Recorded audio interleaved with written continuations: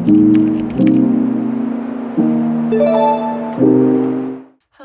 everybody, welcome to my channel. If you're new here, welcome if you're returning. Today's video is going to be a little bit different than my other videos. Normally I make a lot of book related content on here. I love reading and I specifically love reading queer books, anything in the community, mostly gay books, like sapphic books are what my preference is. But anything queer related is what I'll normally read and review on this channel. I don't think I've ever had a straight book on this channel, and I don't really plan on it besides for maybe like a fun little video idea. But today I just wanted to have a bit of a chat, almost treat it like it's a podcast, less so than an actual video. So if you just want to like listen to it in the background or on your way to work or wherever it is that you would maybe listen to a podcast, think of it like that. First of all, I want to say happy Pride. It is June, it is Pride Month. It's such a beautiful time, but it's also a time I find myself feeling both really grateful and happy to be celebrated and for our community to be celebrated, but also sad at different points throughout it as well. And so today I just wanted to have a little bit of a chat about being gay and what that's looked like for me personally, my experience with it, growing up, coming out, all those different things that come with not being straight. And I just thought that if it even helps one person feel less alone in that journey, then that's all I care about, really. It's just that someone maybe doesn't feel as alone with it. And I'm already tearing up. I'm going to do my best not to cry in this video, but it's definitely a less sore topic now as I'm 25, but growing up it was a very sore topic and I have a lot of feelings and emotions about it. And so I just wanted to have a bit of a chat with people who I'm sure are either part of the community or support the community. If you're here on this channel, I imagine you're either of those. But yeah, that's what today's video is. So please grab a cup of tea, grab a drink, grab a snack, get cozy, and we're just gonna have a little bit of a chat.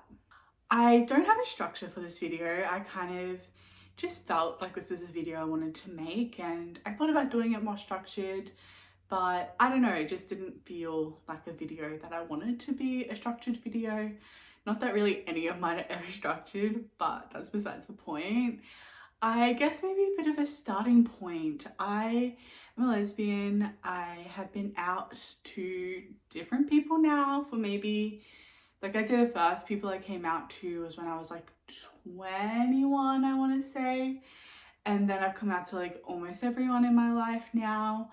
But there's a few people like I still haven't, but it's been a journey as I think being a part of this community often is for people. If your experience is not like this and it's been quite like a happy, easy one, really happy for you. If yours hasn't been, then yeah, I give you a lot of love and grace and support in that. Mine definitely hasn't been the hardest or the worst. I don't think there's any point comparing it. Like, I'm really aware that I'm quite grateful for the people in my life and my experience, and I live somewhere that is mostly safe and like it's not a concern for my safety. I'm really aware of that privilege in and of itself, and the fact that I can even make this video with like the thought of people I know seeing it. So I'm definitely in a really privileged position, and I have so much just like deep sadness and support and love for people whose experience is really awful and they're not in a safe environment and they're not able to come out and they're not able to just be themselves, because it really takes a lot out of you not being able to just be openly yourself. And so I think maybe like a little taking it back to maybe when I first realized that I wasn't so straight, I'd say I was maybe 13 when I had this inkling of not being all into boys in the way that my friends were. I'm also autistic, so growing up I often felt like there was something wrong with me kind of growing up as well. And I'm trying not to cry. I often felt that, oh my God, in a few ways, and one of them is being autistic, and one of them is then also being gay. And I think the overlap between being autistic and then being a part of the community is pretty big and makes a lot of sense. But I'd say when I was 13, I really started to almost question why am I not as into guys as my friends were at that age. I had all straight friends, I had all straight family, I had all straight media, everything around me was straight. There wasn't an ounce of gay around me, but it was something I always felt so passionately for, and I never really understood, again, I didn't get an autism diagnosis until this year, so it's been a pretty long time of not understanding myself as well. But my justice sensitivity for things has definitely always been a point of contention in relationships, mainly with family, but also just not understanding that it's not just because I think everyone should have equal rights, it's because it also impacts me.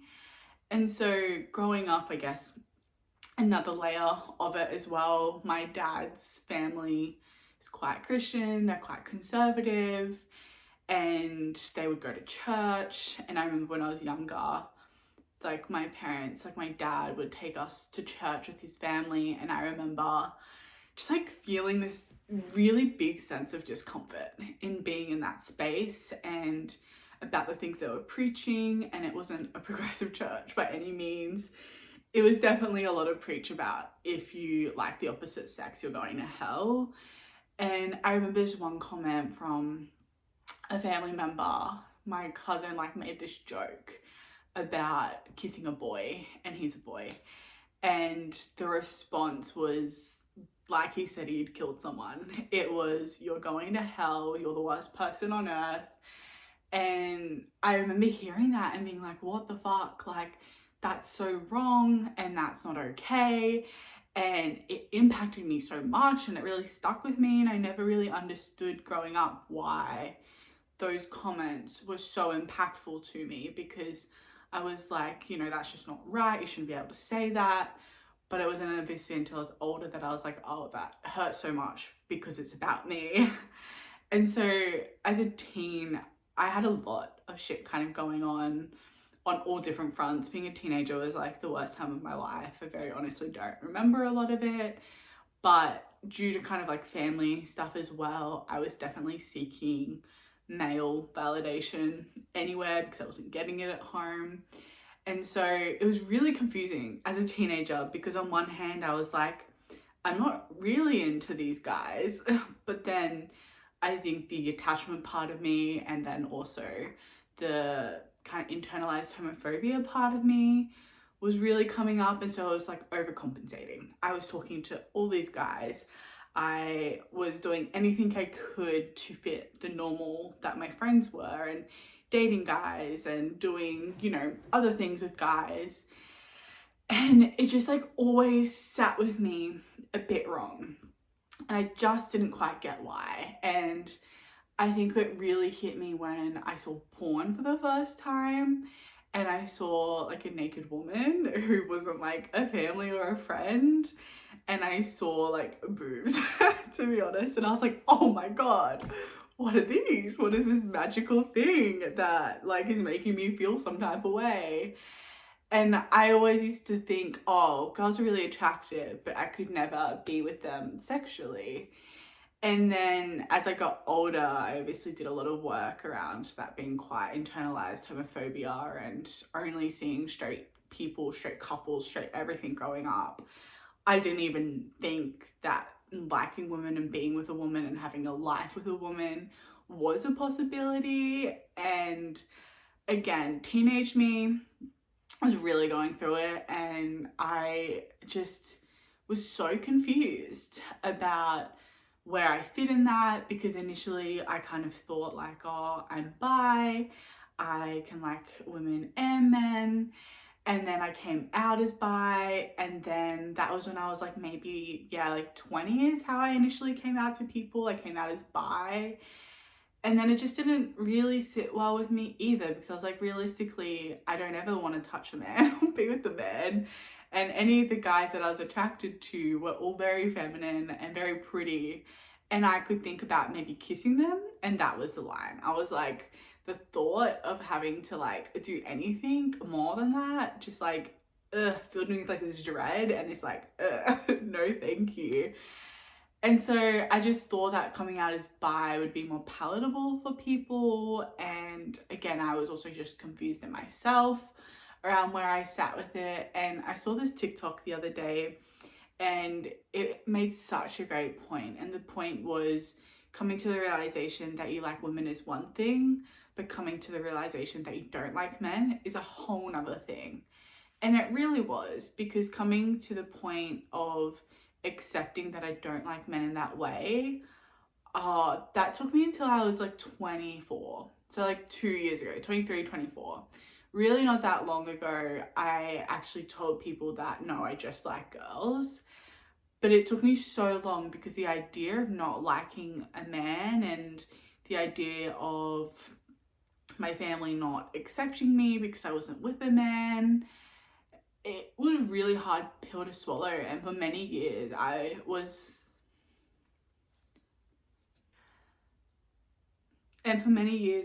so like confused and angry and sad, because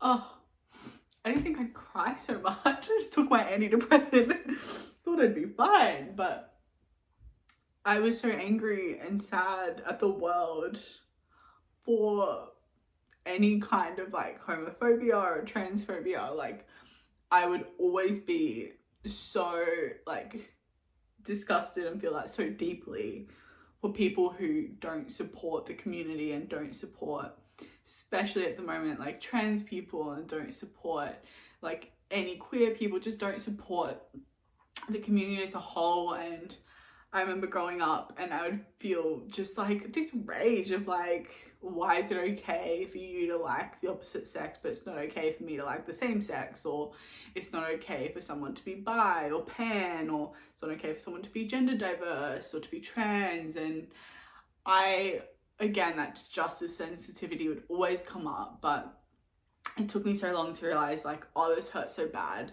because it impacts me and it impacts people I care about and other people in the community. And again, until recently, I wasn't really able to name that, because when you're autistic, you often have alexithymia, and I always really struggled internally with how to kind of label these emotions and where they were coming from and why they were coming up. And again, it's not till I was older that I could really put a label and a name to this, and just this like constant disappointment almost in the world, and that people care so much about what someone else is doing, and especially around religion. I'm not religious, but I've always been really angry at religion for creating so much fear and creating so much hate towards such vulnerable people based off nothing. And you know, in my family, they're quite religious, and growing up, that was always really hard, because I always just felt this sense of unsafety of, I know what your belief system is, and it's not my belief system, but it also impacts me.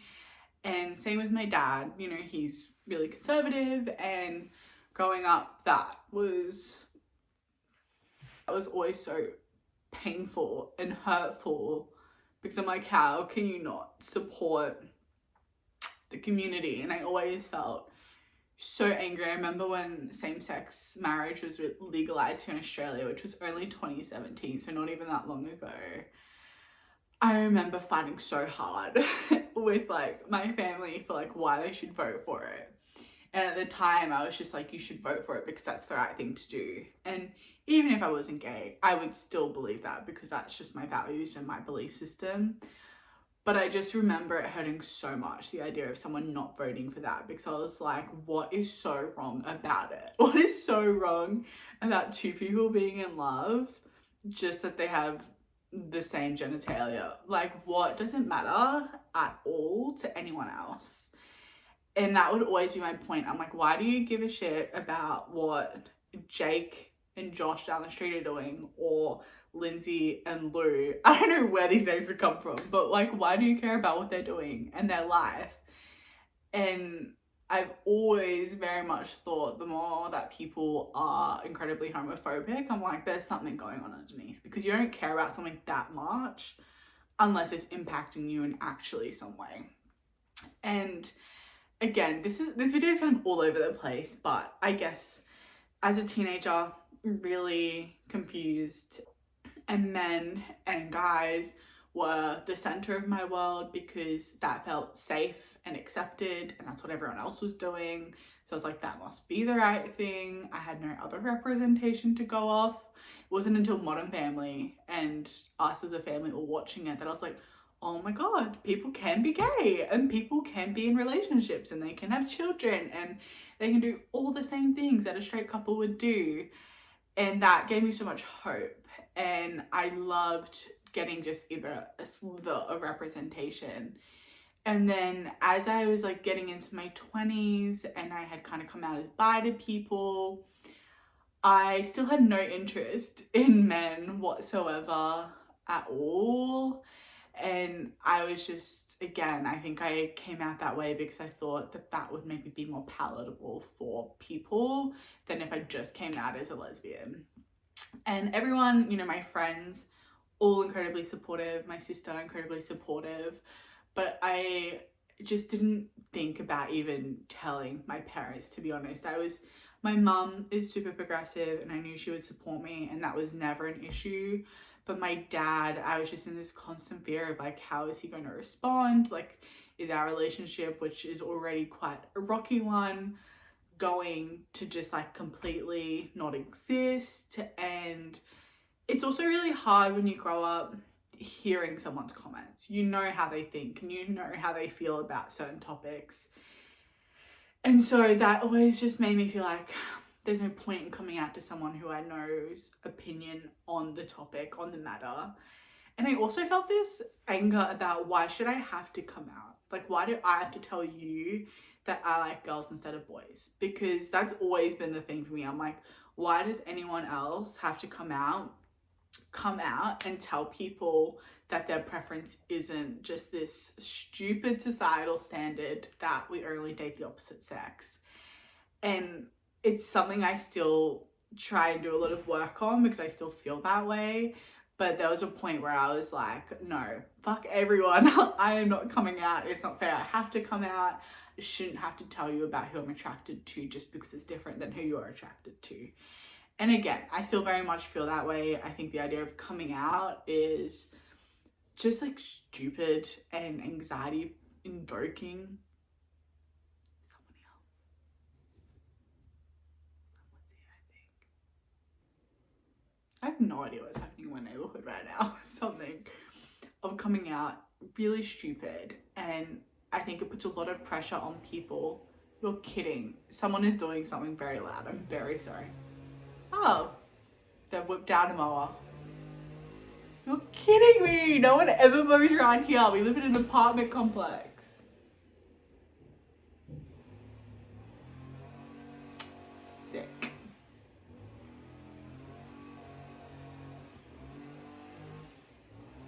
I'll be back. Oh no, my candle. The show must continue, even with the mowing in the background. But yeah, I always just found the idea that like people have to come out is such a stupid idea. I'm like, it makes no sense. It just seems so wrong to make someone have to come out of the closet just because their preference is different than yours. And again, I still very strongly feel that way, but I spoke about it with a lot of people because I was always like, I'm never going to come out to my parents until I'm getting married, essentially. And even then I was really prepared to lose the relationship with my dad, to be quite honest. And so last year, start of last year, I got some perspective that maybe you know, it's not fair to not give them a chance and to just see what happens essentially. And so I came out to them by writing letters because the idea of having to talk to them in person just felt too overwhelming for me. And so I wrote them both letters and dropped them off at their house when they weren't there. And that's essentially how I came out to my parents.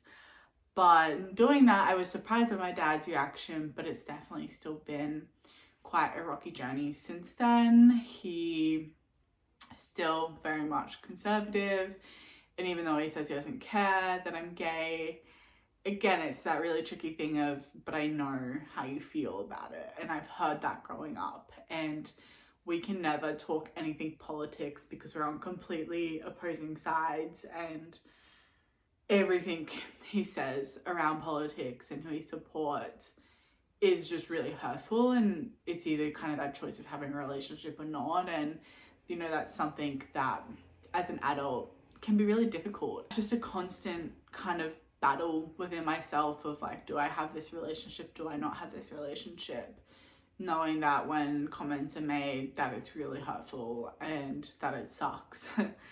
And so I guess kind of coming out for me, it was easier in some ways, and like my friends were all really supportive, but I still always felt that sense of being really on the outs with them when they would talk about relationships and boys, because I just didn't have a way to relate. I just didn't get it. I didn't feel the same way. And as a lot of teenagers do, they obviously get into relationships and they talk about relationships, and it just always felt this sense of you're on the outside of this circle and you don't belong to it.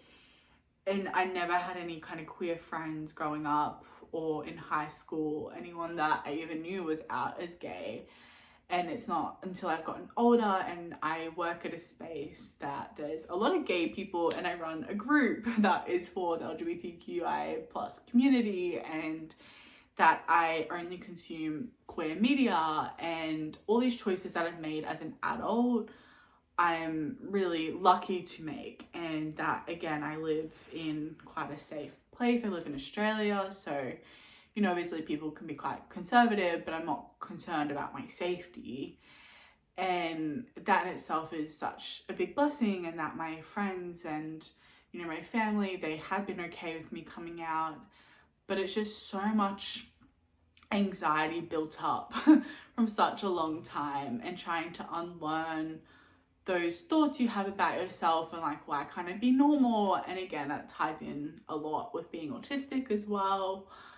But it can just be such a shit time, and I'm in a much better spot about it now, and I feel more comfortable saying I'm a lesbian, and also just talking about it and making jokes about it. And I credit that so much to my friends that I have now, who are so supportive or are a part of the community, and it means the world. And teenage me like wouldn't believe the friends and the people I have in my life now. But growing up, it's definitely a really long and challenging road. And again, like I was saying before, the idea of accepting that you don't like men, which is what this world is based off of, is really scary, because you know people's view on that, and you know that you're now really disconnected from such a big thing in the world. That I liked women was one thing, and that was quite difficult in myself because I just couldn't see how I could possibly have a future or how that would look. And even now, in these like past years, I've really been coming to the idea of my own internalized homophobia and what that's looked like, which is really come up in the idea of then only being attracted to more masculine women, and that I still have to be like the girl in the relationship, and even breaking down those gender roles in myself and those expectations in society, that if I'm with someone more masculine, then that's more acceptable and people can see that as the more male dominated role. And even breaking those things down, it's just such a journey, a constant journey, because before I would have said I'm only attracted to masculine women, which just isn't true. Like, I really am attracted to feminine women, but I was like, in my brain, couldn't comprehend how a relationship could work with another feminine woman. I'm like, how does that look like in life, sexually, all these different things. I just couldn't comprehend that. And again, there's obviously some part of me that was like, that's not going to be as accepted. And people are always going to be asking, well, who's the man in the relationship? And all those things that come with like feminine relationships. And now I look at them and I'm like, no, that's so beautiful. And breaking down, again, those constructs even within yourself further can really make such a big difference. And I look at people like Aspen Ovard. If any of you guys know who she is, I love Aspen, but she was in a like straight relationship for many years, has 3 kids with him. And then like a few years ago, her and Parker separated. If you know the law, you know. And she's now in a relationship with Bree, who is really feminine as well. And obviously Billy is Bree's husband, so it's a bit different than like what I'm wanting. But just seeing like 2 feminine females together, I was like, oh my god, this can be a reality. This is crazy. And even now when I like look at more feminine women, I am almost like, is this allowed? A little bit. And then I'm like, no, actually she's really pretty and I'm really into that.